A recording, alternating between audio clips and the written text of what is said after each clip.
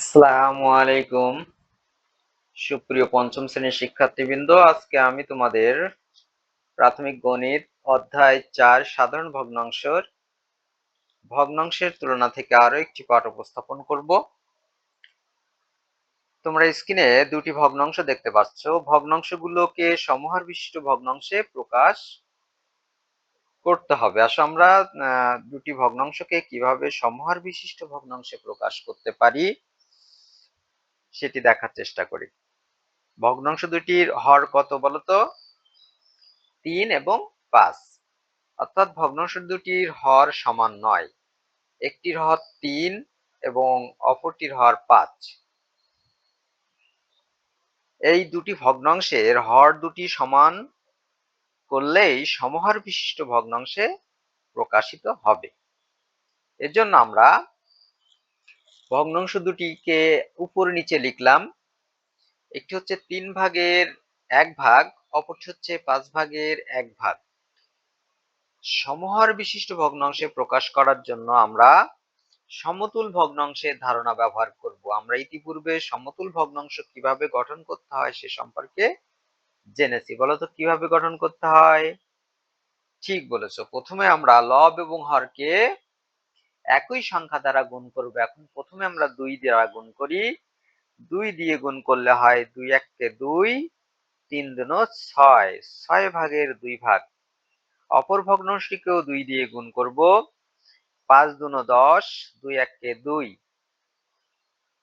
আবারও ভগ্নাংশটিকে 3 দ্বারা গুণ করব। 3 দিয়ে গুণ করলে ভগ্নাংশটি হয় 9 ভাগের 3 ভাগ। অপর ভগ্নাংশটি হয় 15 ভাগের 3 ভাগ। 4 দ্বারা গুণ করলে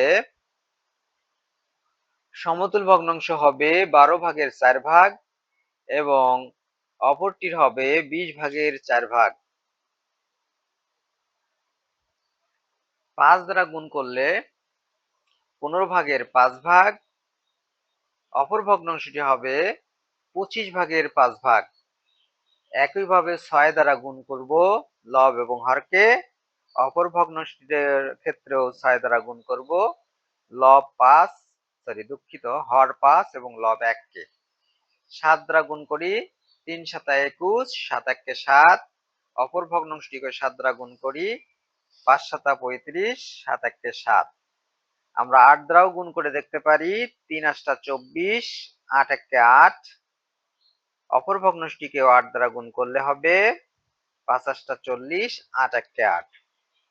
আমরা 3 এর 1 এর সমতুল ভগ্নাংশগুলো উপরের সারিতে এবং 5 এর 1 এর সমতুল ভগ্নাংশগুলো নিচের সারিতে দেখতে পাচ্ছি। এই সমতুল ভগ্নাংশগুলোর মধ্যে হর একই কোন দুটি ভগ্নাংশ বলতো? ঠিকই বলেছো, 15 ভাগের 3 ভাগ এবং 15 ভাগের 5 ভাগ।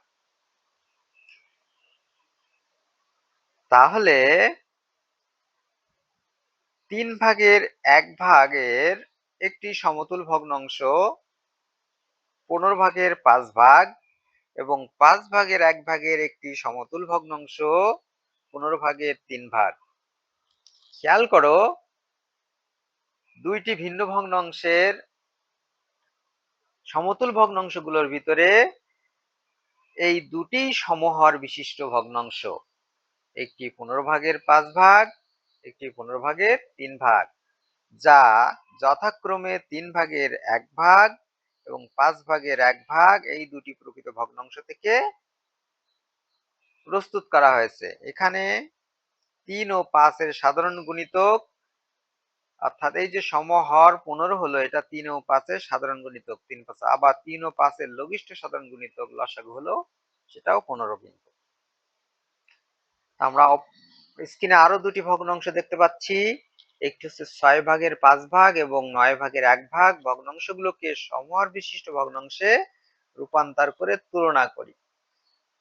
সুপ্রিয় শিক্ষার্থী, তোমাদের অবগতির জন্য জানিয়ে রাখি যে আমরা যদি কোনো ভগ্নাংশের তুলনা করতে চাই তাহলে ভগ্নাংশ দুটির হর অবশ্যই সমান হওয়া লাগবে, তাহলেই আমরা খুব সহজেই তুলনা করতে পারবো। তো আমরা যেহেতু ভগ্নাংশ দুটির হর সমান নয়, একটির হর 6, অপরটির হর 9, এখন ভগ্নাংশ দুটির হরকে আমরা সমহর বিশিষ্ট ভগ্নাংশে রূপান্তর করব। এজন্য আমরা পূর্বে সমতুল ভগ্নাংশের ধারণা ব্যবহার করেছি। ভগ্নাংশ সমূহের সাধারণ হর সহজে নির্ণয় করার জন্য হরগুলোর লঘিষ্ঠ সাধারণ গুণিতক বা লসাগু ব্যবহার করতে হয়। আমরা সমতুল ভগ্নাংশের ধারণা থেকে নতুন একটি আইডিয়া নিয়ে আসব, সেটি হচ্ছে লসাগু বা লঘিষ্ঠ সাধারণ গুণিতক। আমরা হরগুলো লঘিষ্ঠ সাধারণ গুণিতক যদি বের করতে পারি, তাহলে খুব সহজেই আমরা কি করতে পারবো, সমহর মিশ্র ভগ্নাংশে পরিণত করতে পারবো। আসো আমরা সেটা কিভাবে করতে পারি দেখি। আমরা হর দুটি লিখলাম, ভগ্নাংশ দুটির হর 6 এবং 9। আমরা লসাগু করার যে নিয়ম জানি, সেই নিয়মে এখন হর দুটিকে একই সংখ্যা দ্বারা ভাগ করার চেষ্টা করব। কত দিয়ে ভাগ করতে পারি আমরা? প্রথম মৌলিক সংখ্যা 2 দিয়ে কি আমরা ভাগ করতে পারি? একটিকে পারি, আরেকটিকে পারি না, তাই না? 6 কে পারা যায়, 9 কে পারা যায় না। এখন তাহলে আমরা 3 দিয়ে চেষ্টা করব। আচ্ছা, আমরা যদি 3 দিয়ে ভাগ করি তাহলে কত হবে? 3 দুনো 6 এবং 3 তিরিকে 9। খেয়াল করো, 2 এবং 3 মৌলিক সংখ্যা এবং এদেরকে আর ভাগ করা যায় না। সুতরাং এখন আমরা এটাকে গুণ করব। অতএব 6 এবং লসাগু কত হলো? 3 গুণ 2 গুণ 3। এই যে আমরা অবশিষ্ট ভাগফল, অবশিষ্ট এবং ভাজ্য পেলাম, ভাগফল পেলাম, ভাজ্য পেলাম, সেটা দিয়ে এগুলো গুণ করব। 3 গুণ 2 গুণ 3 সমান 18। এই 18 হলো সাধারণ হর বা লসাগু। আমরা বলতে 6 এবং 9 লসাগু যেহেতু 18। এখন আমাদের যে কাজটি করতে হবে, 18 কে প্রথম ভগ্নাংশের হর 6 দ্বারা ভাগ করতে হবে। যে 18 ভাগ 6 সমান 3 পেলাম, এবং 18 কে দ্বিতীয় ভগ্নাংশের হর দ্বারা যদি ভাগ করি, সেটা আমরা পরে করছি, আগে এটি শেষ করি। যে এবং 6 ভাগের যে 5 ভাগ, তাকে আমরা এখন 3 দিয়ে গুণ করব। যেহেতু আমরা লসাগুকে হর দিয়ে ভাগ করে 3 পেয়েছি, উভয়কে 3 দিয়ে ভাগ করব, গুণ করব। 3 দিয়ে গুণ করলে কত হচ্ছে? 3 5 15, 3 6 18। দেখো আমরা একটা ভগ্নাংশ, সমতুল ভগ্নাংশ পেলাম, যে 18 আর 5, 18 ভাগের 15 ভাগ।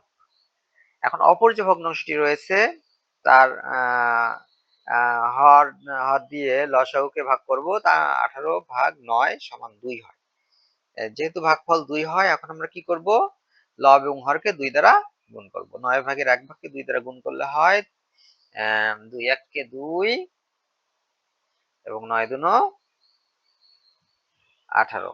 দুঃখিত, এখানে 2 হবে। তাহলে আমরা অপর ভগ্নাংশটি পেলাম 18 ভাগের 2 ভাগ।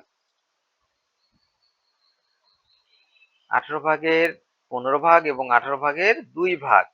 18 ভাগের 2 ভাগ, দুইটি সমহর বিশিষ্ট ভগ্নাংশ। এই দুটি সমহর বিশিষ্ট ভগ্নাংশ। এখন হর যেহেতু সমান আছে, আমরা লবটা খেয়াল করি। যেহেতু 15 বৃহত্তর 2, এখানে 2 হবে আমি বলেছি, ভুলে গেছি। অথবা 6 ভাগের 5 ভাগ বড়, 9 ভাগের 1 ভাগ বড়, ছোট। কারণ 18 ভাগের 15 ভাগ থেকেই 6 ভাগের 5 ভাগ এটি সমতুল, এবং 18 ভাগের 2 ভাগের সমতুল হচ্ছে 9 ভাগের 1 ভাগ। আমরা দেখতেই পাচ্ছি যে 18 ভাগের 15 ভাগ বড় এবং 18 ভাগের 2 ভাগ এটি ছোট। এখানে 2 হবে। আমরা আরো একটি ভগ্নাংশ, আরো দুটি ভগ্নাংশ নিয়ে আসলাম। একটি 18 ভাগ 8 ভাগের 3 ভাগ এবং 24 ভাগের 1 ভাগ ভগ্নাংশগুলোকে সমহর মিশ্র ভগ্নাংশে রূপান্তর করে তুলনা করব। এজন্য আমরা কি করব? হরগুলোর লসাগু নির্ণয় করব। আসলে হরগুলোর লসাগু নির্ণয় করি। আমরা সবচেয়ে ছোট মৌলিক সংখ্যা 2 দ্বারা ভাগ করব। 2 4 2 8, 12 দুনো 24। আমরা এখনো মৌলিক উৎপাদকের জন্য ভাগ করতে পারি। 2 দ্বারা ভাগ করে 2 দুনো 4, 6 দুনো 12। এখনো আমরা ভাগ করতে পারি 2 দ্বারা, 2 1 কে 2 আর 3 দুনো 6। আসো আমরা এবার গুণ করে দেখি। 2 গুণ 2 গুণ 2 গুণ 3, 2 দুনো 4, 4 দুনো 8, 3 8 24। আমাদের সাধারণ হর বা লসাগু, এক্ষেত্রে লসাগু হলো 24। 24 যেহেতু হয়েছে, 24 দিয়েই প্রথম ভগ্নাংশের হর দ্বারা ভাগ করব। এক্ষেত্রে 3 হলো, 3 8 24। এবার লসাগু 24 কে দ্বিতীয় ভগ্নাংশের হর দ্বারা, হর 24 দ্বারা ভাগ করব। ভাগ করলে সেক্ষেত্রেও কিন্তু 1 হবে। আমরা সেখানে আসছি। এখানে যেহেতু 3 হলো, 3 দ্বারা আমরা লব এবং হরকে গুণ করব, করলে সমতুল ভগ্নাংশ পাবো। 3 3 কে 9, 3 8 24। অপর ভগ্নাংশটিকে যদি আমরা এই যে হর দ্বারা লসাগুকে ভাগ করি, 24 কে ভাগ করলে 1 হয়, তাহলে লব এবং হরকে 1 দ্বারা গুণ করব সমতুল করার জন্য। এক্ষেত্রে 1 1 কে 1 এবং 24 1 কে 24, 24 এর 1। এখন আমরা এই সমহর বিশিষ্ট ভগ্নাংশ দুটি যদি পাশাপাশি রাখি, যে উভয়ের হর 24 এবং একটি লব 9 আর একটি লব 1, আমরা খুব সহজে বলতে পারছি যে 24 ভাগের 9 ভাগ এই ভগ্নাংশটি এখানে বড়। যেহেতু 9 বড়, সেহেতু 9 ভাগ 24 ভাগের 9 ভাগ বড় এবং 24 ভাগের 1 ভাগ ছোট। অতএব 24 ভাগের 9 ভাগ বড়, 24 ভাগের 1 ভাগ ছোট। আমরা আরো দুটি ভগ্নাংশ দেখতে পাচ্ছি। আমরা একই নিয়মে ভগ্নাংশগুলোর লসাগু নির্ণয়, হরগুলোর লসাগু নির্ণয় করি। আমরা প্রথমে 3 দিয়ে আরো ভাগ করতে পারি। 3 3 9, 3 4 12। আমরা আর ভাগ করতে পারি না, এখন মৌলিক সংখ্যাগুলো গুণ করব। 3 3 9, 9 4 নং 36। আমরা ভগ্নাংশ দুটি লিখলাম এবং উভয়ের লসাগু যেহেতু 36 হয়েছে, আমরা উভয়ের হর 36 হিসেবে লিখব। এরপরে আমরা কিভাবে লব নির্ণয় করতে পারি দেখি। আমরা লসাগুকে প্রথম ভগ্নাংশের হর দ্বারা ভাগ করব। 36 ভাগ 9 গুণ 7, 36 ভাগ 9 গুণ 7। অপর ভগ্নাংশের ক্ষেত্রে হবে 36 ভাগ 12 গুণ 5। লসাগু ভাগ হর গুণ লব, এই সূত্র প্রয়োগ করতে পারি আমরা। লসাগু 36 ভাগ হর 12 গুণ লব 5। এখন আমরা হিসাবটি করি। যেহেতু 36 কে 9 দিয়ে ভাগ করলে 4 হয়, এপাশে 36 কে 12 দিয়ে ভাগ করলে 3 বারাং 36 হয়, এবং গুণের কাজটি আমরা অবশিষ্ট রেখে গুণ করব পরে। এই যে গুণ 7, এপাশে গুণ 5। এখন আমরা গুণের কাজটি করব। হরের জায়গায় হর 36 রেখেই দিব। 4 7 28 এবং 3 5 15। এখন উভয় ভগ্নাংশের হর বা সমহর বিশিষ্ট ভগ্নাংশে আমরা করতে পেরেছি উভয় ভগ্নাংশের হর 36। এখন লব দেখে আমরা তুলনা করব। লব কত? 28 এবং 15। যেহেতু 28 বড়, সেহেতু আমরা বলতে পারি 36 ভাগের 28 ভাগ বড় এবং 36 ভাগের 15 ভাগ ছোট, এবং তার সমতুল ভগ্নাংশ একইভাবে 9 ভাগের 7 ভাগ বড় হবে এবং 12 ভাগের 5 ভাগটি ছোট হবে। এভাবে আমরা যে কোনো ভগ্নাংশের কে সমহর বিশিষ্ট ভগ্নাংশে প্রকাশ করে তুলনা করে বলতে পারি, ছোট বড় নির্ণয় করতে পারি। তো তোমরা তোমাদের পাঠ্যপুস্তক থেকে ভগ্নাংশের তুলনা যে অনুশীলনীগুলো দেওয়া আছে, তোমরা সেগুলো করতে থাকো। পরবর্তীতে অন্য কোনো বিষয়, অন্য কোনো দিন তোমাদের সাথে অন্য কোনো বিষয় নিয়ে উপস্থিত হবো। সে পর্যন্ত ভালো থাকো। আল্লাহ হাফেজ।